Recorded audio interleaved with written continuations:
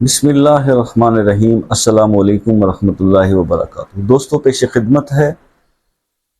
دولت بڑھانے والا سورہ نصر کا کرشماتی وظیفہ۔ سورہ نصر بلا شبہ بہت طاقتور صورتوں میں سے ہے، اور سورہ نصر جو ہے اس کے وظائف کی دنیا میں ہمیشہ لوگوں کے دل جیتے۔ ایسے ایسے زبردست وظائف سورہ نصر کے اثر کرنے والے پہلے بھی ویڈیو بنا چکے ہیں، اور وظائف کے بارے میں نے آپ کو بتایا تھا کہ اگر کوئی مشکل حاجت یا کوئی پریشانی ہو تو سورہ نصر کو مغرب کی نماز کے بعد 41 ٹائمز پڑھیں تو وہ کوئی بھی مشکل ہو 5 سے 7 دن سے اوپر نہیں لیتی اور وہ حل ہو جاتی ہے۔ یقین کے ساتھ کیجئے۔ تو یہ میں نے ایک حاجت کے لیے پہلے سورہ نصر کا وظیفہ آپ کو بتایا تھا۔ مختلف اولیاء کرام کے ذکر اذکار کے اندر یہ عمل شامل رہا ہے، اور سورہ نصر کے بارے میں جو ہے وہ تو خیر اللہ پاک جو اس کے اندر جو اشارہ جو ہدایت اللہ نے ہمیں دی ہے کہ جب اللہ تعالیٰ کی مدد، نصرت اور فتح اور کامیابی حاصل ہو جائے تو پھر انسان کو چاہیے کہ وہ اللہ کی حمد بیان کرے اور استغفار کرے۔ میں نے ہمیشہ دوستوں سے کہا ہے، وظائف کرنے والے تمام دوستوں کو میری ہمیشہ ریکویسٹ رہی ہے کہ جناب وظیفہ آپ کوئی بھی کریں، ٹھیک ہے، ایک کوئی صبح کے ٹائم پہ ایک وظیفہ ایک عمل چل رہا ہوتا ہے، ایک عصر ٹائم پہ چل رہا ہوتا ہے، ایک عشاء کو چل رہا ہوتا ہے۔ کوشش کریں کہ ایک ٹائم پہ نہ زیادہ وظائف کیا کریں، ٹائم بدل کے آپ کر سکتے ہیں۔ اور دوسری بات، استغفار کی کثرت اور درود پاک کی کثرت، اس کو کسی وظیفے کے اندر آپ کاؤنٹ نہ کیا کریں، اس کو تو ویسے آپ اپنی زندگی کا اصول ایک اپنا بنا لیں کہ یہ روٹین تو ہے کہ ہم نے استغفار جو ہے وہ کثرت سے کرنا ہی کرنا ہے، اور درود شریف بھی کثرت سے پڑھنا ہی ہے، اور توجہ کے ساتھ پڑھنا ہے، اور یہ سوچ کے پڑھنا ہے کہ ہم یہ تحفہ دے رہے ہیں، یہ الفاظ ہمارے منہ سے نکل رہے ہیں، اور یہ سرکار دو عالم صلی اللہ علیہ وسلم کی خدمت میں ہمارا نام لے کر پیش کیے جائیں گے کہ آپ کے فلاں امتی نے آپ کے لیے درود شریف پڑھا ہے۔ تو جتنی محبت، جتنی عقیدت، جتنے احترام اور جتنی خوبصورتی سے وہ الفاظ ادا ہوں گے، اتنا ہی زیادہ جو ہے وہ قبولیت کی سند پائیں گے، اور حضور پاک صلی اللہ علیہ وسلم کی نظر کرم بھی آپ لوگوں پر ہوگی۔ یہ درود کے بعد، اور اسی طرح استغفار کے بارے میں، جب آپ استغفار کر رہے ہوں، بھلے کسی بھی لینگویج میں کر رہے ہوں، اپنی زبان میں ہی کر لیں، اللہ مجھے معاف کر دے، اللہ مجھے معاف کر دے، یا پھر آپ استغفر اللہ، یا استغفر اللہ ربی من کل ذنب واتوب الیہ، ربنا ظلمنا انفسنا، یہ ربنا آتنا فی الدنیا، کچھ تو پڑھیں آپ۔ سب سے بہتر، اب جب میں استغفار پڑھتا ہوں، میرا ورد استغفار یہی ہے، استغفر اللہ الذی لا الہ الا هو الحی القیوم واتوب الیہ۔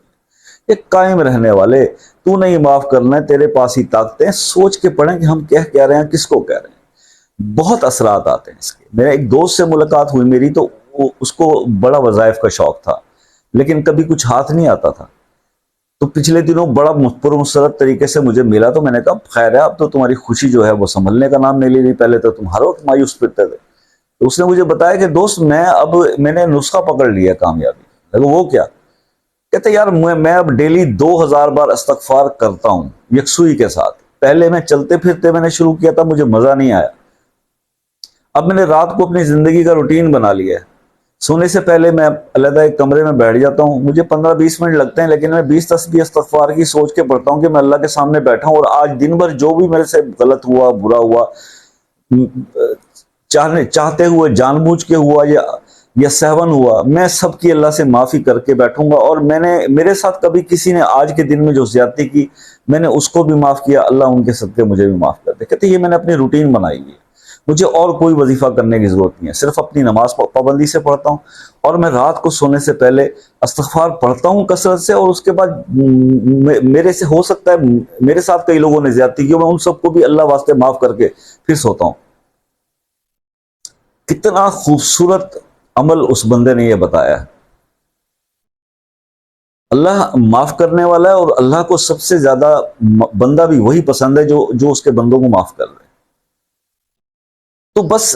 ادائیں ہیں اپنی اپنی، جو جس ادا کو سمجھ جاتا ہے اور جو جس کام کو پکڑ لیتا ہے، اس کو یہ مطلب یہ کہ وہ اس کو کلک کر جاتا ہے کوئی بھی ایک ایسا کام، تو وہ اس عمل کو یا اس روٹین کو پھر اپنی زندگی کا حصہ بنا لیتے ہیں، اور ان کو پھر کامیابی سے کوئی روک نہیں سکتا۔ صرف انتظار اس بات کا ہے کہ ہماری کوئی ادا، کوئی ہمارا پڑھا ہوا کوئی ذکر اللہ کو پسند آ جائے، تو پھر ہمارے کام جب بننے اور سنورنے شروع ہو جائیں گے تو پھر ہم اس پر ٹھہر جائیں گے، اس پر رک جائیں گے۔ تو بس یہ تھا سارا کا سارا جو ہے نا وہ اس کے پیچھے ایک کنسنٹریشن۔ اب آگے بات میں جو آپ کو بتانے جا رہا ہوں کہ دیکھیے، میں نے دولت کے حصول کے لیے جتنے بھی وظائف بنائے نا، اس کے اندر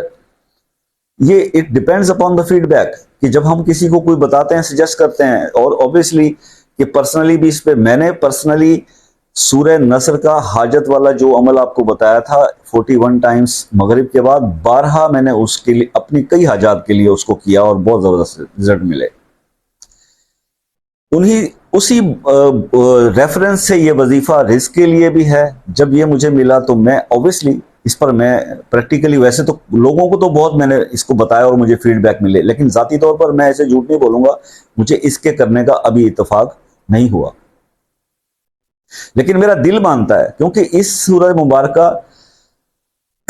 کی حاجت والے عمل میں مغرب کے بعد جب پڑھا تو جتنا زبردست ریسپانس مجھے اس صورت سے پڑھنے سے ہوا، شاید اس کی ایک وجہ یہ بھی ہو سکتی ہے کہ میرے نام سے سوٹ بھی کرتا ہے، الف سے ہے، عاطشی مزاج سے، تو مجھے یقین ہے کہ رزق کے معاملے میں بھی یہ اگر میں پڑھوں گا تو اس کا زبردست رزلٹ ملے گا۔ آپ کر کے دیکھ لیجئے۔ سورہ نصر کو آپ نے عصر کی نماز کے بعد، عصر کی نماز پڑھ کر مصلی پہ ہی بیٹھے رہیں، اور وہیں بیٹھے بیٹھے آپ نے 7 بار درود ابراہیمی پڑھنا ہے، اور پھر آپ نے 120 بار سورہ نصر پڑھنی ہے، 120 ٹائمز۔ اس کے بعد اپنے رزق کے بڑھنے کے لیے اللہ سے دعا کریں، اور پھر 7 بار درود ابراہیمی پڑھ لیں۔ اب اس ترتیب سے آپ نے چلنا ہے اس وظیفے کو لے کر۔ اس کو آپ پہلے 11 دن کر لیں، آپ کو حالات بہتر ہوتے نظر آتے ہیں، امید بڑھتی نظر آتی ہے، خوشیاں خوشخبریاں آپ کو نظر آنا شروع ہوتی ہیں، تو 21 دن پر اس کو لے جائیں۔ پھر آپ کو اور زیادہ بہتری نظر آتی ہے تو پھر اس کو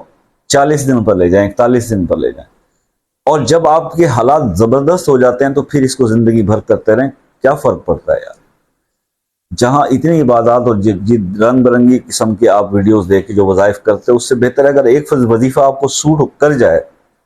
اور آپ کے مسئلے مسائل حل ہو جاتے ہیں تو پھر اسی کو زندگی بھر اپنا ایک روٹین بنا لیں۔ باقی رہ گئی استغفار اور درود، وہ تو یار پڑھنا ہر مسلمان بندے کا ایک، میں سمجھتا ہوں کہ فرض بنتا ہے ایک حساب سے، کہ اس نے گناہ تو ہو ہی جانے اس معاشرے، جس غلیظ قسم کی ایٹماسفیئر میں ہم رہ رہے ہیں، چاہتے نہ چاہتے گناہ تو ہو ہی جانا بندے سے، شیطان ہمارے پیچھے لگا ہوا ہر وقت۔ تو ایسی صورت میں استغفار کی کثرت ہمیں کہیں نہ کہیں آگے کام آئے گی اور بچائے گی۔ اور دوسری بات یہ ہے درود شریف، تو اگر آپ یہ سمجھتے ہو کہ ہمارے عمل جو ہیں اس کی بیس پہ ہمیں جنت مل جائے گی، نہیں، جنت سرکار کی شفاعت سے ہی ملے گی، ٹھیک ہے؟ تو پھر وہی بات ہے کہ اگر شفاعت سے ملے گی تو پھر اتنا درود آقا پر زندگی میں پڑھ کے جاؤ نا کہ جب وہاں پہنچے تو آقا خود آپ کو پہچانے کہ یہی تو ہے وہ میرا امتی جو مجھ پر اتنی کثرت سے مجھے درود بھیجا کرتا تھا، درود و سلام کے تحفے بھیجا کرتا تھا۔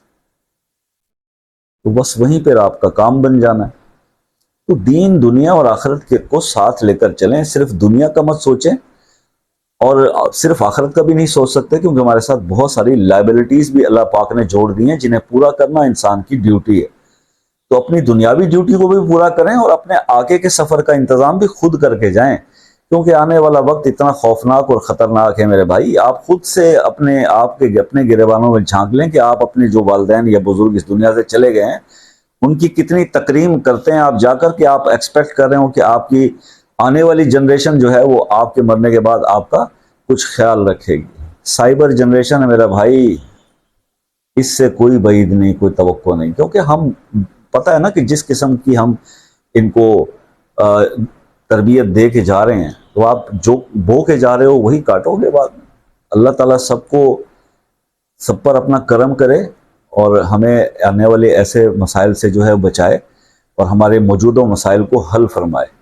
دعاؤں میں یاد رکھیے گا، ملتے ہیں نیکسٹ ویڈیو میں، تب تک کے لیے اجازت دیجیے، اللہ حافظ۔